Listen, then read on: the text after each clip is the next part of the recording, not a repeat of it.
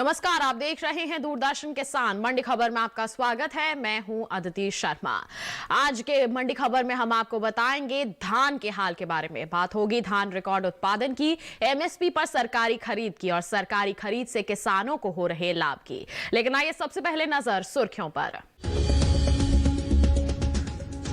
इस साल रही धान की रिकॉर्ड उपज, 10 करोड़ टन से भी अधिक चावल उत्पादन का अनुमान।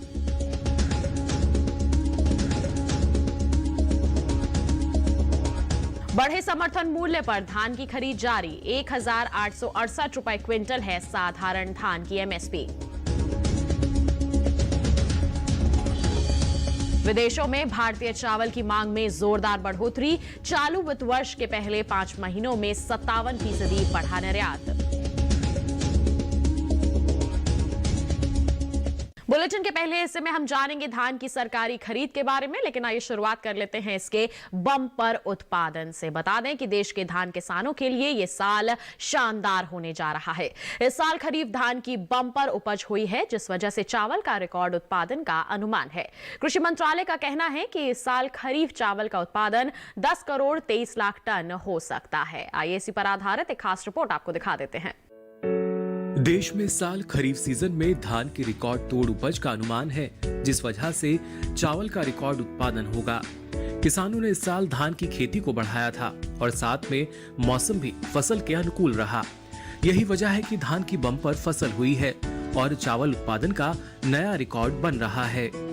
कृषि मंत्रालय की तरफ से जारी फसल वर्ष 2020 और 21 के पहले अग्रिम अनुमान के अनुसार इस साल देश में खरीफ चावल का उत्पादन 10.23 करोड़ टन तक पहुंच सकता है, जो खरीफ चावल उत्पादन का अब तक का रिकॉर्ड होगा।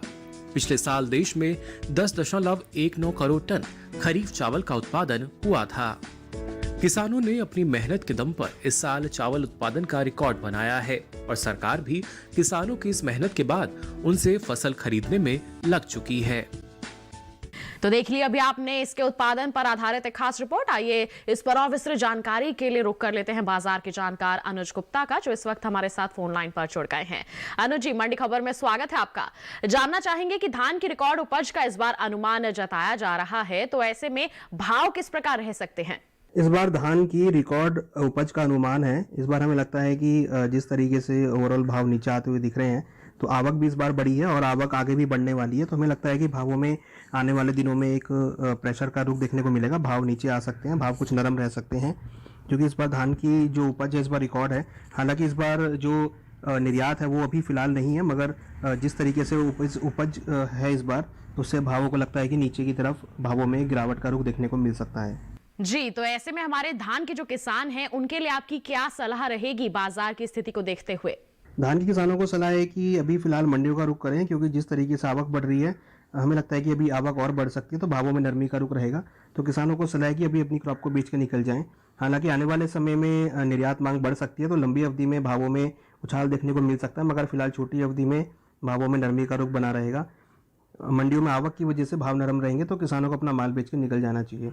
जी अनुज जी, आप बने रहिए हमारे साथ। आगे भी हम आपसे धान के संबंध में जानकारी लेते रहेंगे। फिलहाल हम बढ़ते हैं आगे और बात कर लेते हैं धान की सरकारी खरीद की। बता दें आपको कि किसानों ने तो अपनी मेहनत से इस साल धान की बम्पर फसल पैदा की है।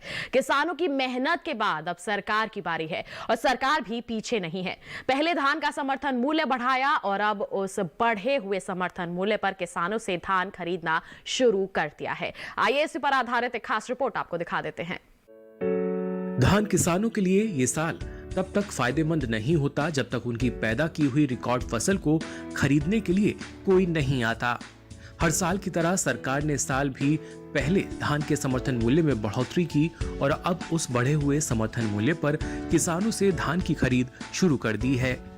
इस साल सामान्य धान के लिए 1,868 रुपए और उच्च क्वालिटी के धान के लिए 1,888 रुपए प्रति क्विंटल का न्यूनतम समर्थन मूल्य घोषित किया गया था और किसानों से इसी बढ़े हुए समर्थन मूल्य पर धान खरीदा जा रहा है। भारतीय खाद्य निगम के अनुसार खरीफ सीजन में ज्यादा धान पैदा करने वाले प्रमुख राज्यों से 29 अक्टूबर तक 179.82 लाख टन धान समर्थन मूल्य पर खरीदा जा चुका है।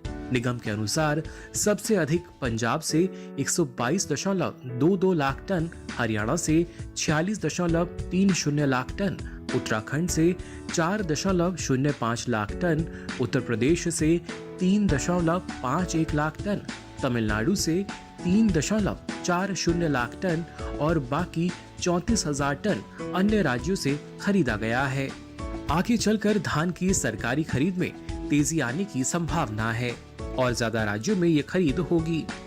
तो अभी आपने नजर डाली एक खास रिपोर्ट पर, बढ़ते हैं आगे, रुक कर लेते हैं फिर से एक बार बाजार के जानकार अनुज गुप्ता का। अनुज जी, समर्थन मूल्य पर धान की खरीद की जा रही है, ऐसे में किसानों के लिए एमएसपी जो है वो क्यों जरूरी है? समर्थन मूल्य पर धान की खरीद हो रही है, ये किसानों के लिए बहुत ज़रूरी है, क्योंकि अगर हम देखें तो ज़्यादा आवक होने की वजह से कई बार भाव नीचे आ जाते हैं। तो इसकी वजह से सरकार के द्वारा जो एमएसपी दिया जाता है उससे किसानों को अपनी क्रॉप का वाजिब दाम मिलता है। तो एमएसपी किसानों के लिए बहुत ज़रूरी है, क्योंकि कई बार ज़्यादा भाव नीचे आने की वजह से किसानों को नुकसान उठाना पड़ता है। मगर अगर किसान एमएसपी का रेट रहेगा तो किसानों को नुकसान उठाना नहीं पड़ेगा और उससे उनको अपनी क्रॉप का वाजिब दाम मिलेगा। जी, साथ ही आपसे जानना चाहेंगे कि जिस रफ्तार से खरीद हो रही है उसे देखते हुए आपको क्या लगता है खरीद का काम कब तक खत्म हो जाएगा? जिस रफ्तार से खरीद हो रही है हमें लगता है कि अभी फिलहाल खरीद का सिलसिला चलेगा, क्योंकि ये हमें लगता है कि दिसंबर मिड तक खरीदारी बरकरार रहेगी। हालांकि सरकारी खरीद भी है और प्राइवेट कंपनीज की तरफ से भी यहाँ पे खरीद देखने को मिल रही है। हरियाणा, पंजाब, राजस्थान, एमपी के अंदर खरीदारी बढ़ती हुई दिख रही है। हमें लगता है कि फिलहाल अभी खरीदारी का क्रम चलता रहेगा और अभी लगता है कि फिलहाल 1 से 1.5 महीना और खरीदारी का क्रम चलेगा। जी बिल्कुल अनुज जी, आप बने रहिए हमारे साथ, आगे भी आपसे जानकारी लेते रहेंगे। फिलहाल बुलेटिन में वक्त हो चला है एक छोटे से ब्रेक का। ब्रेक के उस पार हम देखेंगे बढ़ी एमएसपी से किसानों को लाभ। बने रहिए दूरदर्शन किसान पर और देखते रहिए मंडी खबर।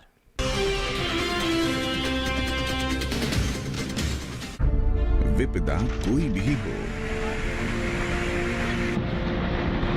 पर किसान है सुरक्षित। AIC है ना? भारत सरकार द्वारा स्थापित फसल बीमा विशेषज्ञ कंपनी।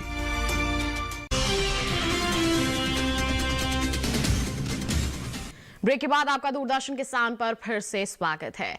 आइए बढ़ते हैं आगे, बताते हैं आपको कि ऐसा नहीं है कि सिर्फ इसी साल किसानों से समर्थन मूल्य पर धान खरीदा जा रहा है। सरकार हर साल किसानों से समर्थन मूल्य पर धान खरीदती है, लेकिन पिछले कुछ सालों से खरीद हर साल बढ़ रही है और इस साल इसमें और भी बढ़ोतरी की उम्मीद है, जिसका लाभ सीधे हमारे किसानों को होगा। आइए इसी पर आधारित एक खास रिपोर्ट आपको यहां दिखा देते हैं। धान किसानों से सरकारें पहले भी धान खरीदती रही हैं और पहले भी धान के समर्थन मूल्य में बढ़ोतरी की गई थी, लेकिन मौजूदा सरकार के कार्यकाल में पिछले कुछ वर्षों से हर साल धान की खरीद बढ़ रही है और ज्यादा किसानों तक धान के बढ़े हुए समर्थन मूल्य का लाभ पहुंचाया जा रहा है। धान की सरकारी खरीद की बात करें तो भारतीय खाद्य निगम के अनुसार इस साल 29 अक्टूबर तक 179.82 लाख टन धान खरीदा जा चुका है। फसल वर्ष 2019 और 20 में पैदा हुई फसल का 769.02 लाख टन धान खरीदा गया है और फसल वर्ष 2018 और 19 में हुई फसल का 660.10 लाख टन धान खरीदा गया था। पिछले वर्ष किसानों से ज्यादा धान खरीदा गया था और इस वर्ष पिछले साल के मुकाबले और ज्यादा खरीद होने की संभावना जताई गई है। तो ये थी हमारी एक खास रिपोर्ट। हमारे जो बाजार के जानकार हैं वो लगातार फोन लाइन पर बने हुए हैं, एक बार फिर उन्हीं का रुख कर लेते हैं। अनुज जी, सरकार साल दर साल धान की खरीद को बढ़ा रही है, इस पर आप क्या कहेंगे? खरीदारी जो बढ़ाना है वो कितना जरूरी है? सरकार अभी साल दर साल धान की खरीद बढ़ा रही है, क्योंकि सरकार के पास स्टॉक को बढ़ाना है और अपने को आत्मनिर्भर करने के लिए सरकार इस बार धान की खरीद बढ़ाती हुई जा रही है। हमें लगता है कि ये आत्मनिर्भर बनने के लिए धान की खरीद करना ज़रूरी है और धान के स्टॉक को बढ़ाना बहुत ज़रूरी है। जिस तरीके से हमने देखा है कि इस बार कोविड-19 में सरकार ने गरीब कल्याण योजना में धान को भी रखा है, तो इसलिए कभी भी ऐसी प्रॉब्लम आए तो सरकारी स्टॉक्स के द्वारा किसान गरीब लोगों को या गरीब कल्याण योजना में इसको डिस्ट्रीब्यूट किया जाए। तो इसलिए बहुत ज़रूरी है कि कभी भी ऐसे पेंडेमिक के समय या कभी भी ऐसी स्थिति आने पर सरकारी खरीद का जो माल है वो यूज़ किया जा सके। तो इसलिए स्टॉक को बनाना बहुत ज़रूरी है, जिससे इन्फ्लेशन भी कंट्रोल रहता है और समय पर इसको यूज़ भी किया जा सकता है। जी, खरीदने के बाद सरकार उस धान का करती क्या है, किस तरह से उसका प्रबंधन किया जाता है या फिर क्या किया जाता है? खरीदने के बाद सरकार इस धान का राशनिंग के द्वारा डिस्ट्रीब्यूट किया जाता है। साथ में गरीबों को जो धान है वो डिस्ट्रीब्यूट किया जाता है। साथ में जब भी रेट ऊपर जाते हैं तो रेट को कंट्रोल करने के लिए सरकार एजेंसियों द्वारा इसको ओपन मार्केट में बेचती है, तो इससे रेट जो है वो कंट्रोल में रहते हैं। और सरकार जब खरीदती है तो एमएसपी भी खरीदती है, तो इससे किसानों को भी फ़ायदा रहता है। और जब भाव ऊपर जाते हैं तो इसको प्राइस को कंट्रोल करने के लिए भी सरकार इस धान का उपयोग करती है। और अपने जो स्टॉक रहते हैं उसको मेंटेन रखने के लिए भी सरकार इसका उपयोग करती है। और साथ में कई बार इसको सरकार द्वारा इंपोर्ट भी एक्सपोर्ट भी किया जाता है, जिससे आने वाले समय में फॉरेन एक्सचेंज का भी यूज़ होता है। तो हमें लगता है कि सरकार के द्वारा ये काफ़ी बड़ा अच्छा स्टेप है जो कि सरकार धान को खरीद कर उसका स्टॉक बनाती है। जी बिल्कुल बिल्कुल अनुज जी, आप बने रहिए हमारे साथ। फिलहाल हम बढ़ते हैं आगे, बात कर लेते हैं इसकी एमएसपी यानी कि न्यूनतम समर्थन मूल्य की। बता दें आपको कि धान एक ऐसी फसल है जिसकी खेती लगभग पूरे देश में होती है और सरकारी एजेंसियां भी देश के 20 से ज्यादा राज्यों में किसानों से धान खरीदती हैं। ऐसे में समर्थन मूल्य बढ़ने का लाभ देश के अधिकतर धान किसानों तक निश्चित ही पहुंचेगा। आइए इसी पर आधारित एक खास रिपोर्ट आपको दिखा देते हैं। देश में चावल सबसे पैदा होने वाला अनाज है और इसके लगभग देश के हर राज्य में धान की खेती होती है।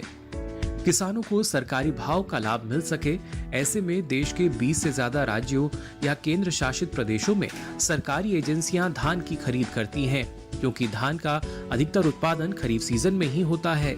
ऐसे में आगे जो खरीद होगी वह खरीफ सीजन में धान पैदा करने वाले राज्यों से ही की जाएगी। पिछले वर्ष 2019 और 20 में अलग अलग राज्यों से हुई धान खरीद पर नजर डालें तो सबसे अधिक पंजाब से 162.33 लाख टन, फिर तेलंगाना से 111.26 लाख टन, आंध्र प्रदेश से 82.56 लाख टन, छत्तीसगढ़ से 73.18 लाख टन, ओडिशा से 70.57 लाख टन, हरियाणा से 64.23 लाख टन और उत्तर प्रदेश से 56.57 लाख टन धान खरीदा गया है। बाकी 148.32 लाख टन धान अन्य राज्यों से खरीदा गया है।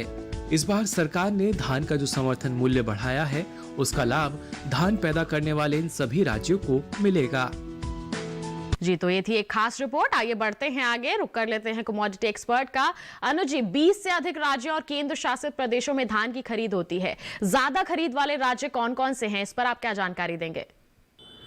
20 से ज़्यादा अधिक राज्यों में केंद्र शासित प्रदेशों में धान की खरीद होती है। हालांकि सबसे ज़्यादा जो खरीद होती है वो अगर हम देखें तो हरियाणा, पंजाब, कोलकाता, बंगाल, यहाँ से खरीदारी ज़्यादा देखने को मिलती है। साथ में अगर देखें तो साउथ इंडिया से भी काफ़ी खरीदारी देखने को मिलती है।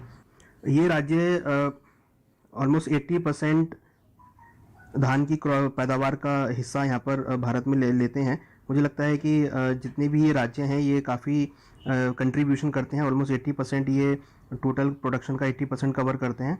और इसमें हरियाणा, पंजाब, बंगाल, महाराष्ट्र, एमपी और राजस्थान हैं जो कि काफ़ी कंट्रीब्यूशन धान में करते हैं।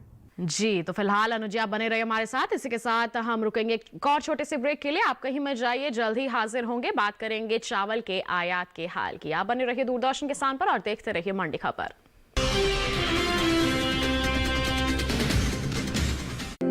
भारत पोलियो मुक्त है पर दुनिया नहीं।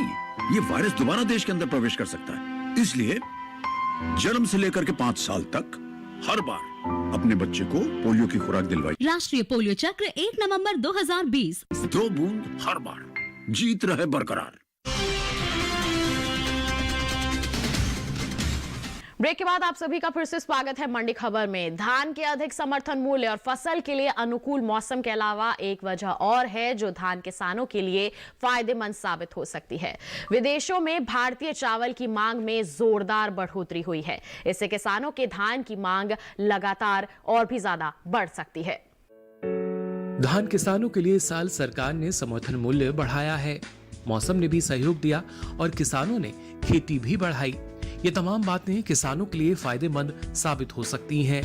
इनके अलावा भारतीय चावल की विदेशों में बढ़ती मांग से धान के किसानों को और फायदा मिल सकता है। विदेशों से चावल की मांग को पूरा करने के लिए किसानों के धान की मांग बढ़ेगी और उन्हें बढ़ा हुआ दाम भी मिल सकता है। चावल निर्यात की बात करें तो चालू वित्त वर्ष 2020 और 21 के पहले 5 महीने के दौरान निर्यात में करीब 57% का इजाफा हुआ। वाणिज्य मंत्रालय की संस्था एपिडा के अनुसार चालू वित्त वर्ष 2020 और 21 के पहले 5 महीने यानी अप्रैल से अगस्त 2020 के दौरान देश से 59.76 लाख टन चावल एक्सपोर्ट हुआ है, जबकि पिछले साल इस दौरान सिर्फ 38.05 लाख टन चावल का ही निर्यात हो पाया था।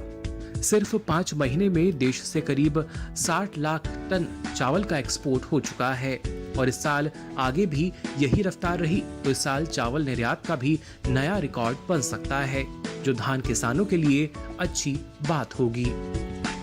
तो अभी आपने देख ली एक खास रिपोर्ट। आइए रुक कर लेते हैं सीधे कमोडिटी एक्सपर्ट का।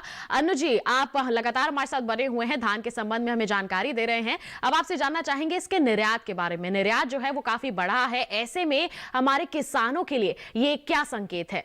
निर्यात बढ़ रहा है, इसका साफ संकेत है कि आने वाले समय में भारत का जो चावल का जो निर्यात है, धान का निर्यात है, वो बढ़ सकता है और किसानों को आने वाले दिनों में अच्छे दाम मिल सकते हैं। ये जनरली जो निर्यात होता है ये मिडल ईस्ट में किया जाता है, अरब देशों में इसका निर्यात किया जाता है, जिससे वहाँ पर इसका यूज़ किया जाता है। हमें लगता है कि निर्यात अगर बढ़ेगा तो जो फॉरेन एक्सचेंज है उसको भी फ़ायदा मिलेगा और साथ में किसानों को इसके अच्छे दाम भी मिलेंगे। तो एक काफ़ी पॉजिटिव पॉइंट है, जिससे आने वाले समय में किसानों को अच्छे दाम इसके मिलते हुए दिखाई देंगे। जी, तो ज्यादा उत्पादन से भाव गिर जाते हैं, लेकिन बढ़ा हुआ निर्यात क्या भाव को संभाल सकता है आगे आने वाले समय में? ज़्यादा उत्पादन से भाव गिर जाते हैं, बिल्कुल। हमने देख रहे हैं कि अभी जिस तरह अरवल चल रहे हैं तो धान के भावों में नरमी देखने को मिल रही है, मगर जब धीरे धीरे निर्यात बढ़ेगा तो भाव ऊपर आते हुए दिखाई देंगे और इससे भाव जो है संभलते हुए दिखाई देंगे। हालांकि हम हमेशा देखते हैं कि जब भी आवक बढ़ती है तो भाव नीचे आते हैं, मगर जब भी निर्यात होता है किसी भी कमोडिटी का तो भावों को सपोर्ट मिलता है। तो अगर इस बार निर्यात बढ़ेगा, जैसे कि हम देख रहे हैं कोविड-19 में इस बार निर्यात कम हुआ है, मगर अब निर्यात जो है वो बढ़ता हुआ दिख रहा है। तो जैसे जैसे निर्यात बढ़ेगा तो किसानों को उनकी क्रॉप के अच्छे दाम मिलेंगे और भावों में तेजी देखने को मिलेगी। तो ये काफी अच्छा स्टेप रहेगा किसानों के लिए। जी अनु जी, बहुत बहुत धन्यवाद आपका इतनी महत्वपूर्ण जानकारियों के लिए, हमारे साथ जुड़ने के लिए बहुत बहुत धन्यवाद आपका। तो अभी आपने जान लिया आज के बुलेटिन में कि किस तरह से धान हमारे किसानों के लिए फायदेमंद साबित हो रही है। और इसी के साथ आज की मंडी खबर में बस इतना ही। उम्मीद है कि किसानों को अपनी उपज का सही भाव लेने में मंडी खबर से जरूर मदद मिल रही होगी। फिलहाल हम आपसे लेते हैं विदा। आप बने रहिए दूरदर्शन किसान पर। नमस्कार।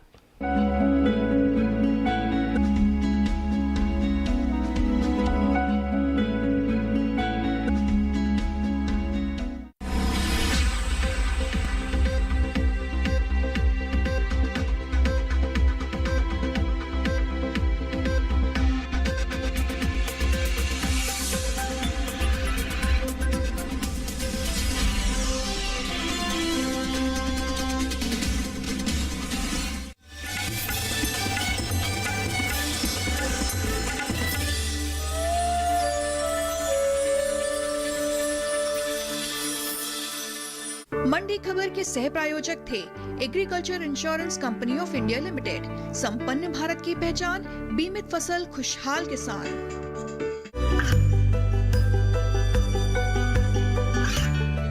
गांवों और पिछड़े क्षेत्रों में सरकारी योजनाओं की जानकारी पहुंचा